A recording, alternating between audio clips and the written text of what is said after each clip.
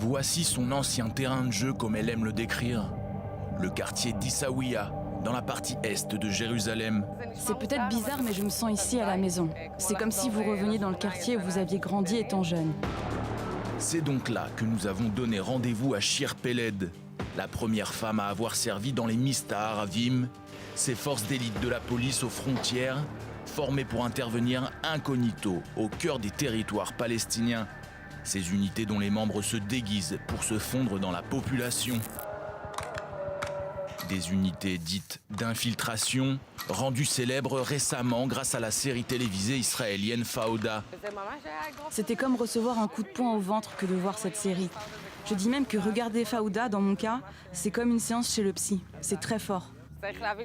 Il faut savoir qu'avant que la série ne voie le jour, on ne parlait pas, ou très peu, des unités de Mista Aravim, et encore moins des femmes qui servent dans ces unités. J'ai commencé à avoir des flashbacks, des souvenirs sont remontés à la surface.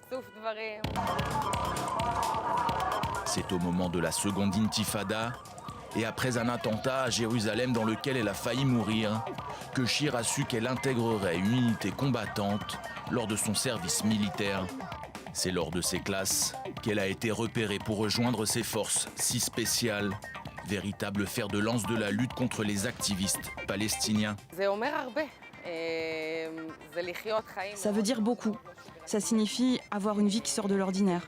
Ça veut dire vivre le terrain, être sur le terrain, connaître la culture de l'autre, être créatif tout le temps, de ne jamais se reposer une seule seconde. C'est vivre la vie de multiples façons différentes.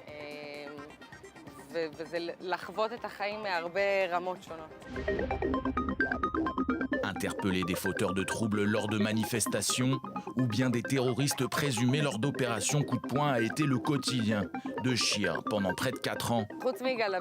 En dehors des djellabas, il est important de dire que chaque région ou opération a sa propre tenue.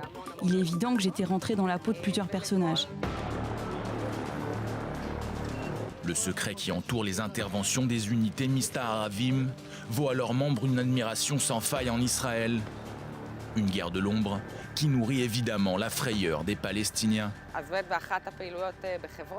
C'était une vaste opération à Hébron. Nous étions sur le point d'arrêter 4 personnes, recherchées et armées. Ce jour-là, mon binôme jouait le rôle de mon mari. Nous nous sommes mis en position. Nous devions surveiller les lieux pour voir si personne ne prenait la fuite. Mais c'est justement à ce moment-là que l'un des suspects s'est mis à courir dans notre direction, une arme à la main. Nous savions que c'était à nous de l'arrêter. J'ai sorti mon revolver et je lui ai mis sur la tempe. C'était en plein cœur de la ville et c'était la première fois que cet homme voyait une femme arabe, religieuse, qui lui mettait une arme sur la tempe. Il était en état de choc, il était totalement tétanisé. Il aurait d'ailleurs pu ouvrir le feu et me tirer dessus puisque nous étions très proches l'un de l'autre, mais l'effet de surprise a réussi et il n'a pas réagi. Depuis, Shir est devenue maman. Elle tient aussi régulièrement des conférences dans lesquelles elle fait partager son expérience de combattante dans les Mista Aravim. Mais Shir est avant tout aujourd'hui styliste, elle qui a toujours eu le sens du déguisement, comme un clin d'œil du destin.